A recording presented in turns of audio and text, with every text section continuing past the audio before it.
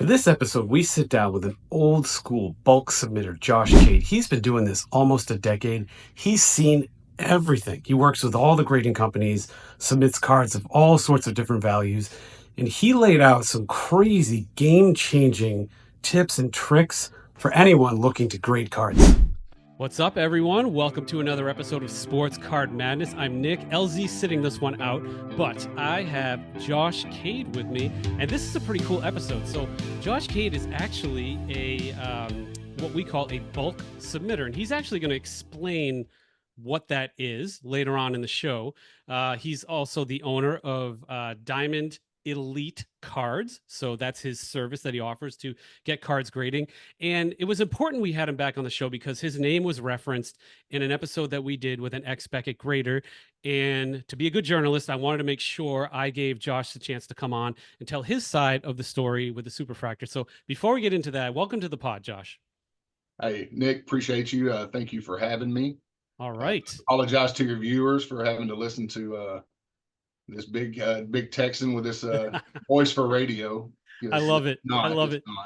So we're going to have the Texan accent versus the Boston accent, although I don't really have the Boston accent unless I'm really tired or I've had a couple beers. So we should be okay. All right, Josh. So let's just get right into it. So we were on that episode, and the ex-Beckett grader kind of brought up the Superfractor issue. And from the knowledge I have of the situation at that time was that card previously had an autograph that ran off the card, and then it got cleaned off, so it didn't run off the card, resubmitted to PSA, and became, I think, a 10-10, right?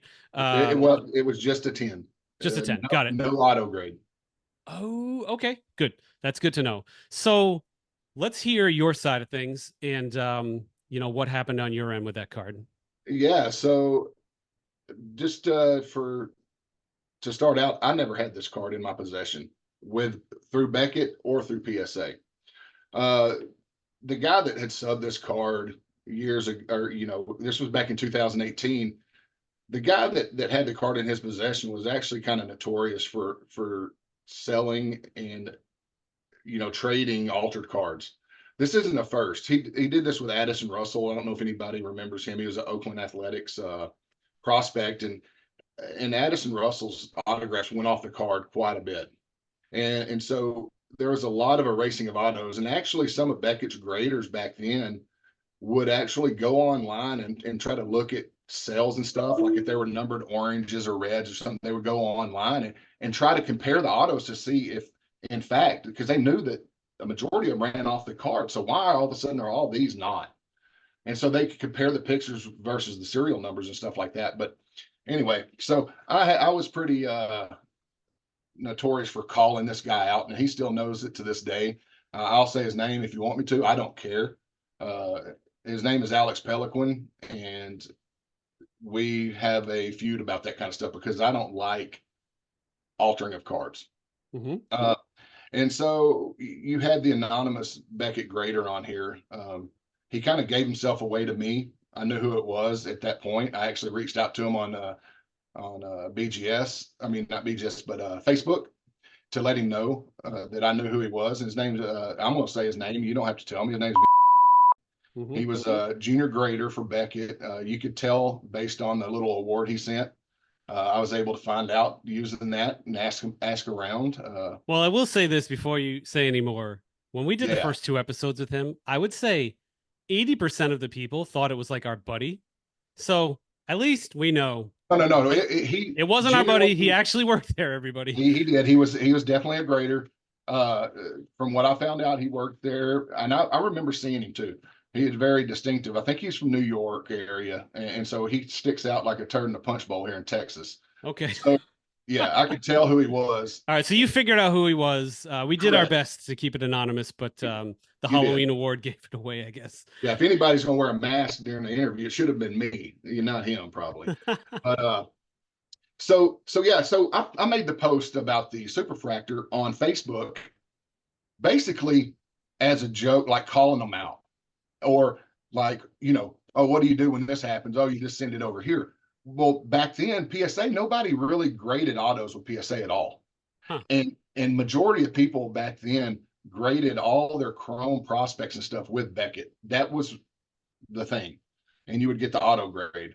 So with him just getting a card grade, PSA never really had to investigate the auto necessarily, I don't think was the issue. I don't think it was anything nefarious. I just think that they did not know that it had a possibility of being an auto that was basically erased with alcohol. So they just graded the card. And Okay. the signature's authentic. There's no question about it. And so the whole deal about knowing whether it was erased or not, PSA, it was hard for them to know. But with Beckett, you have to have the auto graded. So they look at both. They look at the card to grade the card and the auto. Right. And so that's how Beckett can sometimes catch that. And now that PSA is doing a lot more auto grading, I assume or would think that a lot of that stuff's getting caught now too. When we're talking Right. about 2018. That makes a lot of sense. I mean, I didn't realize that. So people kind of automatically grade autos now with PSA, but you say they didn't do it back then, but Beckett had to do it, so they paid more attention to it. It kind of makes me feel good that they were doing due diligence online to see what the autographs looked like and everything too. And it's fascinating the way that the grader presented it made it seem like that was your card and that you made the alteration, but in fact, you were just posting something that happened to the card someone else did to, not you, correct? Correct. And that's why, and here's what the Okay. post said. The post, and you'll probably flash it on the screen. Yeah, It of says, course. I posed the question, what do you do when a card gets a BGS 99? Question mark. Wipe the auto, send it to PSA with exclamation mark, LOL. Okay, got Now, it. You were making a joke out of it. correct. And maybe I could see where somebody thought that I did that and I'm bragging about it. But who alters a card and then calls himself out in their own group for altering? It doesn't make sense either in that regard, because essentially that would be a bad mark on me, a bad look on me if I was the one to do that and then start bragging about it on social media. Okay. So, and what it is people send me images and stuff all the time. So I had both images where people sent to me and said, look at this. This is what so-and-so did. Can you believe it? And I said, yeah, I can believe it. Then I went ahead and posted it in my group where I have a lot of members and stuff. And we chatted about it back then. We have over 100 something comments just on that situation back in 2018. So it's a long thread. What actually happens is so when I would go to Beckett in their old building, there was a room in back. I wasn't allowed to talk to other customers and stuff, and I didn't want other customers to know who I was, because I didn't want them to try to say like, oh, why are you here? You can get me cheaper grading. Why is this and that? I don't conduct my business on their ground, because that's not my business. My business is in my office where I conduct it, not on their turf where I'm like, make it look like I would be still in business. Okay. So I would be escorted into a conference room, 4 solid walls, 1 glass wall that goes across the front. In that room, there was a big granite table. He was correct about that. There's a locked door behind me that takes a key card to get in. And outside of the room is a door where the employees would walk through that had the same key card entry.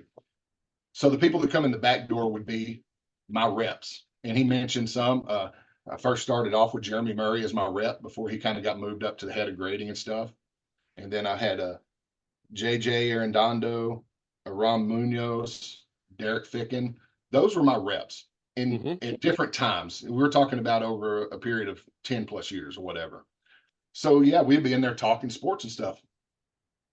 They're reps, they're not graders. And they are there to communicate with me. Right. Okay. So, and when cards go back, they go back in a bin, right?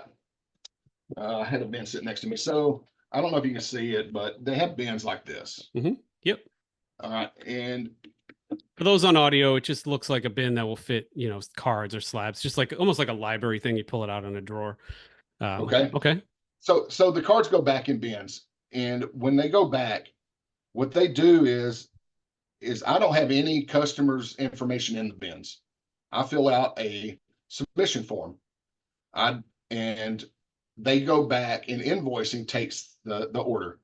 Invoicing takes the paperwork out. They slide it like an index type card in the slot on front of the bin. That's where they write the invoice number and such. And then they give it to the graders. Okay, this person has a standard order. Read the notes, because they have notes on there saying, well, they want min grade 9.5. If it doesn't at least get a 9.5, don't slab it. Or this note has slab authentic, don't grade it. They just want it slabbed authentic. Okay.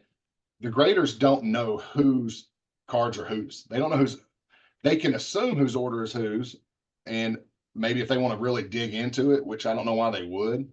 So graders don't really know whose cards are whose. All right, there's kind of like a wall there. I mean, to be fair, he did get his father's cards on his desk. That's pretty easy to identify, but Well, yeah, that's not because of a lack of a wall between them. It's literally he knew the cards, and for some bad operational reason, they ended up on his desk, which is nuts to me. But yeah. Or did he investigate into it and see which ones were his and try to put them in line for which ones would come to him? You don't know. So right, I'm just good question. Devil's advocate on that, and based on mine. Does he have a grudge against BGS because he never could really cut it with them? So he may be telling you that, but he may have gone off himself and pulled the order. So you never know. But out of my experience, that's how they operationally do it to this day. All right. And they have a new building. Yeah, I mean, you kind of answered my question. I was going to ask you, do you get better grades because you're a bulk submitter? And it's really interesting with the restrictions. I mean, you even told me a story offline where you just tried to buy somebody lunch, like a show, and they couldn't take the money. And yeah. So they would, like, even if they're set up at an RCR, right? They have they have screen or curtains around them, right? And they're enclosed. The graders are, and then they have the desk out front where they take in magazines and stuff like that. So there was one of the employees there, and they'd been there all day working at the Houston show or something like that. And I gave them $20 that they can all go buy them a hot dog or a drink or whatever it was. And they said absolutely not, and gave it back to me and stuff like that. Now, if you wanted to buy them lunch, you would have to go find somebody higher up, like say Jeremy Murray or somebody, and you could say, I want to buy them everybody pizza. Mm-hmm. Right. But that would be for people working at the front desk or whatever. Just if you want to, as an appreciation thing, you're not buying grades. I mean, if you're listening to this and you're into the grading aspect of cards, which not everybody is, some people are anti-grade, grading, which is fine. We all need to have this differential between each other. That's what makes the hobby great.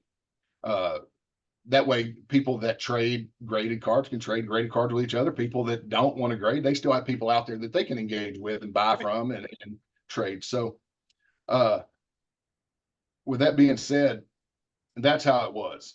And when you put these cards in for grading, if you're a grader or a person that likes to grade cards, you have to believe that cards are graded based on their conditions, based on the requirements of these grading companies. If not, why are we grading cards? Mm-hmm. If you can't trust the fact that you can submit 20, Aaron Judge, Bowman Chrome cards all in the same order, just because 4 or 5 got 10s in a row, why does that 6th one have to be a 9? Why can't that 6th one be graded based on the conditions of the card? I mean, you're going to have, you're talking about a hair of difference between a BGS 10 versus a BGS 9.5 with quad 9.5 subs, quad 10 subs, stuff like that. So why? I mean, you're talking about, there's a lot of people out there that pre-screen cards a lot. Yep. Yeah. I pre-screen cards, right? So when I go into grading, if somebody wants me to pre-screen their card, I'll do it. So yeah, some of those grades coming back out are going to look like they're really good grades. Well, I pulled out because you're doing your job and you're helping them prepare the cards properly. Correct. We didn't actually talk about like what you do. I think this is a good time to do that. So we use the term bulk submitter. everybody listening, I guarantee you, doesn't even know what that is or what you do. Can you just explain, like I'm five, kind of like what you do and what you offer the hobby? Like, why would people use you? Yeah, so great because that's I like to speak on a 5-year-old level, so we're good. But basically that's essentially like you said, explain it to me like I'm 5-year-old. That's kind of how this started was let's let me make this easier for collectors. Hmm. And back then at the time, and still to this day, I deal with a lot of older gentlemen and women that want to submit cards that may not be as technically savvy as the newer generation of collectors coming up. Right. So they can send it to me. I'm able to drive to Beckett personally to drop cards off, and some people like that safety net of okay, these aren't going to be but shipping to me, and then after that, they're in my hands, and I drop them off. I pick them up, I ship them back to them. If there's an issue, they can reach out to me. Have you ever tried to call customer service for any company? It is very tough to get through to who you want to talk to. Sure. This way, I'm always available. You can send me a text message. You can send me an email. You can send a Facebook message. You can send a message on Instagram. And I try to get to those any time of the day.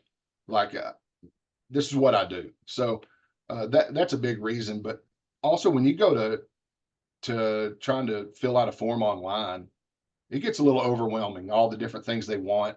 Oh yeah, I So, screwed up so bad at the beginning. I would my first three submissions to PSA, LZ as well. I'm going to talk bad about him here. We just sent our cards in, autograph cards we got at Celtics games, like Jason Tatum autograph Prism. It's a nice. It could even be a 10. It's still sitting in the slab. You know what I did? It says authentic. Good job, uh, Nick. It's the like good just thing is you can uh always correct it, but yeah, you're yeah, gonna yeah. have to So pay. now You're gonna have to pay more. I can pay again and do it. But it's just basic things like that that using somebody like you would have saved me issues along the way, you know? Yes, and like I said, there's guys that I still do it today. And another benefit too is what I think is one of probably the biggest benefit that I offer and have been for a long time is you don't have to pay up front with me. You send them to me, and while these cards are there for 2 months, grading if you do the cheap level or something like that, you're able to use your money to maybe go buy more cards or something like that, and you're not having money tied up for 2 months and Mhm. your cards tied up. And so that way, when they're done, then you can pay. If that makes any sense. Yeah, it So makes a lot of sense. yeah, you're not tied up with money and cards away from you for that long. Yeah, I So that like the convenience of this too. You know, you almost think about like if you're selling us something on eBay, sometimes you may use a consigner because you just have like 40 things. You just don't want to deal with it, you know? And it's kind of like this here, you got 40 cards to get graded, and seems like it's a part of it. So they would hand you 40 cards because that's convenient. But not just that, you are actually going to look at them and say, hey, you know, FYI, you didn't pay me yet. 35 of them have a reasonable shot. You can grade the others, but they're not going to grade that well yeah, or whatever. So you're actually not just convenience, but you're a filter. And do you take consignments like through, not consignments, sorry. Do you take cards like through the mail for people? Can they mail stuff to you? yes, that's how it works. I have all the cards sent Well, to me. I'm just laying it out for the audience because they've probably seen one or two bulk submitters at a card show or a regional card show Yeah. in their area. But just so they know, you can also do it nationwide. Like you can actually send your cards to Oh people. yeah, I have people from all over the world that send me cards. I started out where I used a paper form, and you can still use it through my Facebook group. And I made it real simple. You just fill it out by pen if you want to, and you can leave me notes. But at the bottom, I made it to where you can just circle what you want. You don't have to. I mean, Nice and I easy. give you some options. You circle it, boom, done. Yeah. Send them out. Grading company. Do you do all the grading companies? Or you just do Beckett? I do Beckett, PSA, and CGC now. Okay. CGC started sports during the COVID, and they started a sports division. Then it was called CSG. Now they've kind of blended that in with the CGC, which did a lot of TCG grading, which is Yep. the gaming cards. They slab cards now. They slabbed autograph cards. They started a couple weeks ago Yeah, at the National. They're really nice too. they got a JSA partnership and with ZSA. partnership. Yeah. It's awesome. Yeah, and so Beckett has theirs. Theirs is BAS, Beckett Authentication Services, Yep. and then PSA has the PSA DNA for autographs. All right. Uh, And I even do that too. I do, if people want to send me comics, if people want to send me autographs, I mean, Yeah, why not? Why not? whatever. Yeah. So they circle And the grading company. They tell you how many cards. There's a fee, shipping, etc. And yeah, what's the turn? Is the turnaround time faster with you or the same? it, it sometimes is, it varies. You know what I mean? It depends on how backlogged these companies are and stuff. And Uh, obviously the value of the card. If you're and the sending value of the card. $100,000 card is going to come back in a week. Yeah, Yeah. you throw people that, people that send a $5,000 card at base level with BGS, because you don't want to pay up to 120 something dollars to have it graded quick. You're going to have to wait a couple months.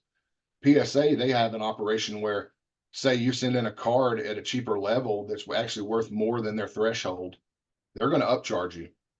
They upcharge you based on how the card grades out sometimes. So if you have a card that's worth 500 raw and it gets a 10, then all of a sudden it's worth $2,000 or whatever the case may be, Yeah. they're going to upcharge you to that level that it should have been subbed under for that grade. Yeah, that's always a tricky dance, I tell people, right? It is. It is. So because keep in mind, and it's Josh isn't going to damage your card, but PSA is not infallible and Beckett is not infallible. They do damage cards, especially when they remove them from slabs. This has happened to the owner of a PSA 8 Michael Jordan 101. It was an 8 and they damaged it and went down to a 4. He only declared the value at a certain level. And so they said, that's all we're paying you. So that declared value is crucial. Don't play games with it. But, like you can, doesn't have to be exact, but just make sure it's an amount of money that you're okay receiving for the card should it get lost or damaged, because it does happen. It's a really, really, really important message I think we all need to know. It is. It is. And so take, for example, PSA, where they want you to declare the item's value. When I do it for other people, I go in and I max out the level that they want. If they want it subbed on a regular level that's for cards up to $1,499, that's what I value it at. That's what you value it at. Then Exactly. we can do the dance if something happens, which I've had to happen before. Right. Exactly. And then you'd advise them, obviously, you don't submit $100,000 card at a regular level, right? correct. Well, you can't technically. You can't. Well, no, you can on the form, but PSA will very quickly intercept it. Exactly. And so you really got to be careful, because it's happened before. These companies have had issues, because you got to remember, when the cards go to a company for grading, they go through hands. I mean, the grader's going to have them, but then you also got a slab team that's got to put them in the slab and transfer them into that slab and stuff. So a card may be slabbed or moved before the sonic weld comes down on it, and all of a sudden it gets a crimp in it or something. And so in that case, the company reaches out and says, hey, sorry, this happened. We want to offer you to settle this. What would it take to settle it? And then I'll say, well, what would you offer? And then I'll go back to the card owner and say, okay, they're going to offer you, example, $100, plus they're going to waive the grading fee for this card. So they'll still slab the card like authentic if you want, or send it back raw. So you'll get the card back and you'll get the money for the card's value. And they try to do the best they can to make it right. Sometimes are they uppers not told that something happened to a card? It's possible, but I like to think that they do come forward, because it's happened and all that. So Josh, how do you feel about upcharges? Because me personally, most of the time it's good news, because it's like, well, your card graded high and it's worth more. So it's nice. But the problem I have with it is, if my real estate agent said you can sell your house at 500,000 and they charge me commission on that, then the house sells for 400. If it's a commission, that obviously corrects itself. If it's an upcharge, it's not a commission, it's a flat charge. So they tell you that card sells for $5,000, but it actually sells for 4. You're not getting that difference back, from the upcharge. So I'm a partnership with PSA, for bulk grading. So without getting myself in trouble for my opinions, I will say that that's their rules. You agree to that going into it. Yeah, don't send the cards if you don't like their rules. Don't. Exactly. And that's their rules going into it. Now, me at a personal level, I would like to say that, if I sub my card because I feel like it's a $5,000 card and I send it on the express level, which is say the proper level to send it on, but it doesn't get the grade that I intended on it or hoped it would get, and it gets a 7, they're not going to down it to a regular and charge you less. Yeah.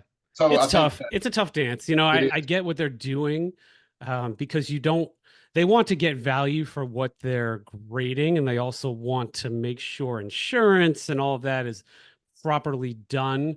But I feel like, what I don't like is where they get the data from on that charge, because they do not fully disclose exactly how they came up with that pricing data.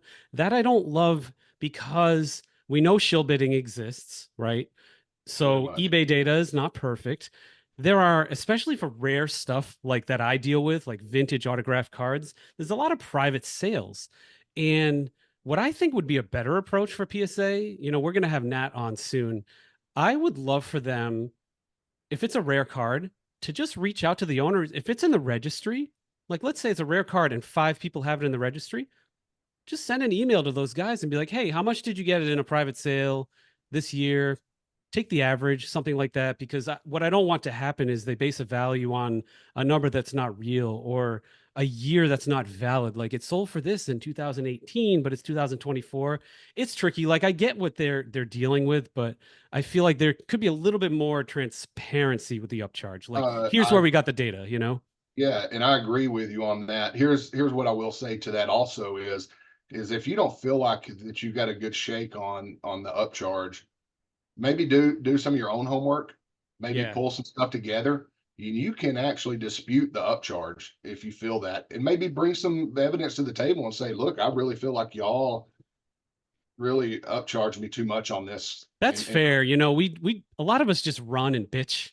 You know, I got this yes, upcharge email, but then we're in a good mood because the card graded high. I've never actually emailed them back and been like, "Well, I disagree." In fact, to be fair, every upcharge I've ever had with PSA has been fair, except for one that was a little weird, but it wasn't. It was off by like $100 or something like that. I right, didn't yeah. challenge it because it wasn't worth $100 to type the email and deal with it. But that's interesting you say that. So you've had success challenging upcharges. I haven't really had need to, because like Okay. you said, that most time they're pretty close. But this is what I'm telling other people that feel like that Yeah. they did get a You can bad shit. appeal it or you can challenge it. But for every card that's been upcharged, I will say that there's been the same amount that have slid under the radar that they just didn't upcharge. So Yeah, we're all in a good mood usually when we get the exactly. upcharge. That's the Now problem. now the people I'm dealing with different people maybe in the same submission. So they're not my personal cards all the time. I do sub some of my own personal cards that I get on a Yeah. very small scale, but my cards are in there with other people's.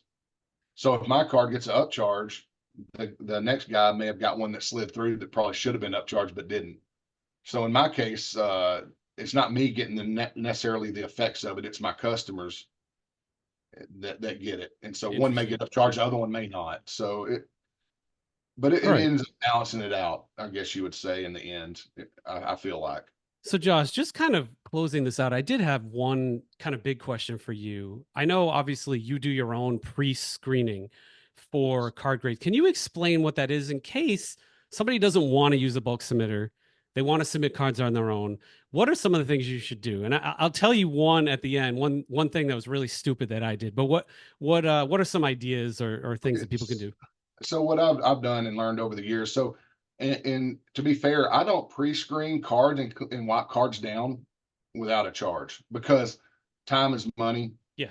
So what I do is I wipe the cards down if you want me to get the debris off, the fingerprints off, and stuff like that, without any altering of the card. You don't want to put compounds and stuff. You see people putting compounds on there. What are the long-term effects of that? What happens if a card sits and all of a sudden it starts peeling the plastic off the chrome off? I mean, we don't Right. know the long-term effects of trying to manipulate cards. So what I do is I just use a 3M microfiber cloth, like almost something like you would use on a cell phone Okay. to wipe down. I do that, and then I put it into a sleeve and into a top load, or not a top loader, into a grading sleeve. So just pausing right there, this is actually a good hack because for years, LZ and I admittedly did not penny sleeve and then put in a loader. And what we found out is that graders are human, and when they yank the card out, it just gets out easier. There's less risk of damage. And there's actually two types of penny sleeves. There's a vintage one and a regular one. So I deal mostly with vintage cards, and I was so pissed. I got these penny sleeves at a card show, and I'm like, it's not fitting perfectly, and I didn't realize I had the wrong size. So yes, And I'm you an could, idiot, but yeah, it's you okay. could also use probably like 130 point Sure. soft sleeve that could work for vintage. I just had a person here locally that had about 70 something cards, for 40s and 50s that I had to use, and so I was able to use the 130 point and then put them into a card saver one. I think it's the card saver one is what you want to use for grading. Um, I'm not a fan of top loaders and Yeah. magnetic holders. I'm not a fan of top loaders. Why not magnetic holders? Because the card gets slapped around. That and if they don't fit in there perfectly, I've seen where those corners that they have cut out to try to save your corners, you know where I'm talking about. Yep. So they can, if they move up and down, they can still indent the card more, towards where the inset is. Instead Interesting. of you damaging the card, you could actually damage the edge. But also, I've seen people where they try to put them inside of the magnetic and they're not in the groove perfectly, and Mm. they close the magnetic down.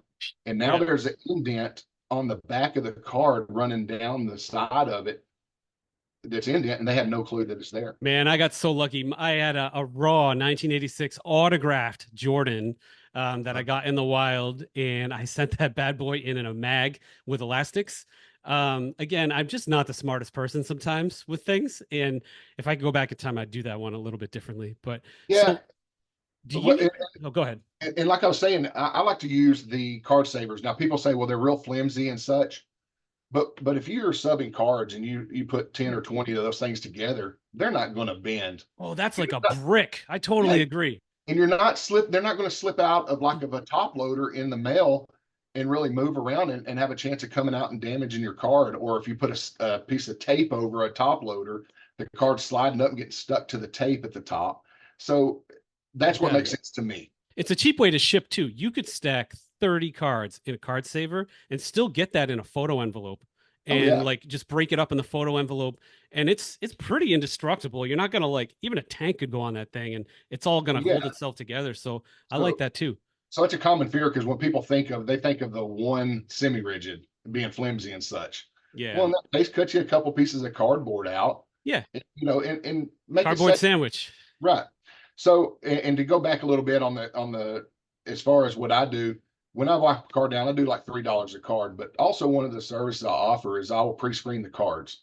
So Is that say like you're a loop or something like that? well, yeah, I have a little loop here that has a light on it and Mm-hmm. all that. But I also rely a lot on the light above me, just the light on my ceiling, and Yeah. using that reflection off of the card to move around.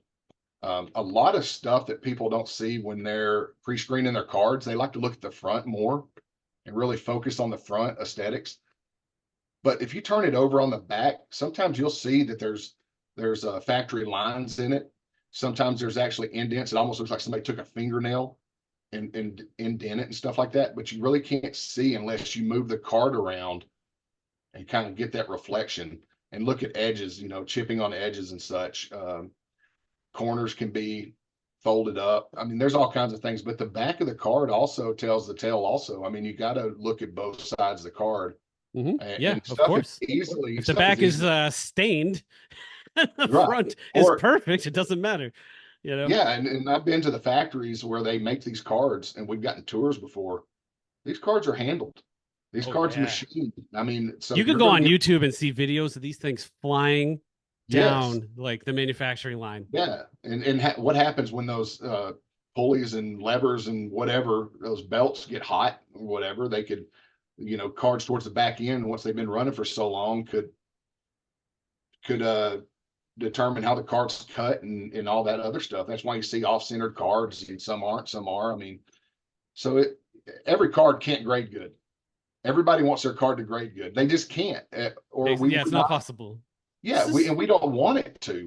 We got to have cards out there that Well, yeah, you need a bell curve. You know, you need Yes, the ones to the tens. Oh, exactly. So Josh, man, it this is always it confuses me why nines don't sell for more than they do.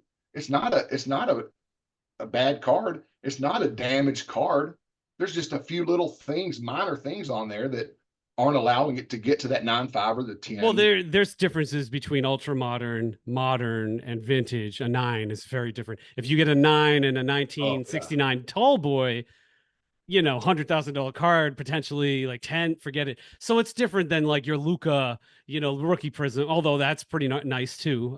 So it's different. For the audience that doesn't know that, like when I say modern and ultra modern, I mean the really new stuff, the last 15 years. Ultra modern is kind of like the last, I don't know, what year would you put on that, Josh? Ultra modern. I would say probably post 2000, Yeah, actual ultra modern, and then definitely after most the 90s for sure. I yeah, think when of you like started 2012 Prism as the first like shiny year with like, you know, the yeah, yeah, those I would cards. say anything, past that when they started coming out with the chrome finish cards, Yeah. your Topps Bowman's Chrome best, and your yeah. finest, and all that kind of stuff. Uh, Paper cards, not so much because you can still get your paper Bowman and stuff. There's not a lot you can do with those things. You know what I mean? I mean, you can get fingerprints on them and stuff, but chrome cards can really attract a lot of trash on them and fingerprints. And that's why you want to wipe the cards down before you send them in for grading. Love it. Uh, These are I really learned good hard tips. I learned the hard way. I mean, Yeah, I mean this lost a lot of just money grading my own cards I mean early. this just for the audience, like this guy knows his stuff. He's been doing this for longer than I've been in the hobby. He's seen everything. He knows the grading companies, he knows the cards, he knows how to prep them. So it's pretty cool to get your insights on how to just how to prepare things. So I really appreciate that. I think the audience is probably going to like rewind that part a few times. I know I will. It's actually super helpful. And they're Um, able to reach out to me anytime if they've had more questions on top of that than this. Just shoot me a message. I don't mind, really. I don't. Uh, I was also going to say when you talk about these pre-screening cards, so to get back to that, say I want to set up something to PSA or BGS at a certain level, and they want me to pre-screen the card. Okay, I find something that I think will keep it from getting a chance at a 9.5 or a 10. Something very obvious. I pull the card out, and then I say, that's a $10 charge. I'm charging you $10 on that. But on the flip side of it, you're not paying $40 to grade a card that's going to fail miserably in the grading process. So you're actually saving, say, $30 on a $40 grading submission, if that makes sense, on a mm, $40 submission for the card. yeah. So it's not like you can send me cards and I'm going to sit there and pre-screen them for free, because that would be awesome if I knew somebody did that. Because I would No, send my I cards. mean you're spending time doing something, get paid for your time, especially an expert. You develop knowledge over 20 years. Yes. You're getting paid to use that knowledge to look at the cards. So I mean, it's capitalism. It Yeah. makes And sense. so it's pretty much, people try to overthink it. People try to do things to Like the manipulate. order of cards and getting cute and like, Yeah. yeah, And evidently, like the little Vinny Rulo tried to say, he actually said he insinuated that graders do this. He didn't say that's what happens for a fact. He said that's what they insinuated to him. He may have misinterpreted it, and they may do that. I don't know, but I like to give them the benefit of the doubt on all of this, because if you don't feel like, and this is what I tell people that send to me, if you don't feel like you can trust me, you can't trust the process, you can't trust any of that, do not send your stuff to me. I don't want it. I want you to have yeah, it's complete yeah. comfortableness, complete trust in everything, because if not, why are you doing it? You know what I mean? Why are you sending it to me if you're worried about it? Yeah. There's things you can do to do it. I tell Well, you're people welcome to send cards in yourself too. I mean, you can send cards into these 100%. companies and you could do your own. I do all. I've never used a bulk submitter, although I'm kind of interested for convenience. I think, if I have a ton of cards, I just don't want to deal with like the forms and everything. Oh yeah, That's a time I would definitely do it. So I mean, it's not for everybody, but and that's what people do. They'll just send me a card with their address and stuff on there, their name and what they want, great. and it may be 100 cards, That's how I and would do it. they're Yeah. not doing any paperwork. They're sending me a card saying, "Hey, I need you to take care of this. This is what I want." Yep. Done. Done it. Done. SGC, boom, boom, boom. This is how I want it graded, done. All Yeah. right, Josh, we are coming up on time, my man. I want to make sure you have a chance. You've got a Facebook group. I want to make sure you direct people there. I'll put a link in the description. You've got an Instagram handle. I will have that under your name, so you're good there. But how can people reach out to you? How can they use your services? Like, what's your website, all that? We have the diamondelitecards.com. You can go on there and we have the drop down for the different companies that we use. I've just recently added kind of a bulk type discount for PSA, for where if you can send me on the bulk level 10 or more cards, I can get the price down, knock it down to like 19 a card. Now prices change, so if you're watching this in the future, it might not be the price then, but as of right now, Yeah. if you send at least 10 cards, but I have to get the website fixed on that side of it to where the form reflects that, but you can just put it in the notes or I'll automatically do it. You know, here's 10 or more cards. I want the bulk price. So Great. anyway, so they can go there. On Facebook, we have Diamond Elite Cards. It's all, 3 words, Diamond Space Elite Space Cards. You can come into the group. I'd like to get that kind of active again as far as the chatting between each other, between collectors and stuff. There's so many social media places now that kind of people are spread out, but it's a good place to ask questions, to show off your cards that you had graded. Try to make it like a community group is what we tried to do, not necessarily just a business page. Great. Also, I do bulk submitting, or not even bulk. I do submissions to BAS, Beckett Authentic Services. If you have in-person autographs you want done, I can take those in and have them authenticated for you and sent back. And you can just message me if you have those. My name's Awesome. Josh Cade. I'm easy to find. You can ask around. There's a lot of people that know me. Any kind of question, I'm usually there. Open book, guys. Open book. And this guy's got Yeah, some for experience, sure. so this is great. Josh, thank you so much for your time. This is really helpful, especially the kind of the second half of this where we really gave people some tips. I'm glad we cleared up the superfractor issue. Oh And my gosh, yes, that yeah, infuriated me. it's all good. I try to be impartial, and I want to make sure I had a fair shot to tell your side. So Yeah, well, appreciate it. integrity is everything too, especially when you're dealing with customers. Yeah. You mean you're dealing with high-end cards, and I totally understand. So thanks again, everybody. Check out Josh. If you need his services, his information will be in the description.